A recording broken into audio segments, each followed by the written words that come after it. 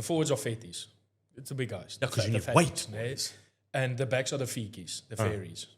Because you can stand there in the back line, play with your hair and braid each other's heads. I don't care. Just do your thing. There's a And lot of beef between Yeah, but- the two, eh? because we work our asses off to get you amazingly clean ball, solid ball. We give momentum. We take PDs. We take short balls.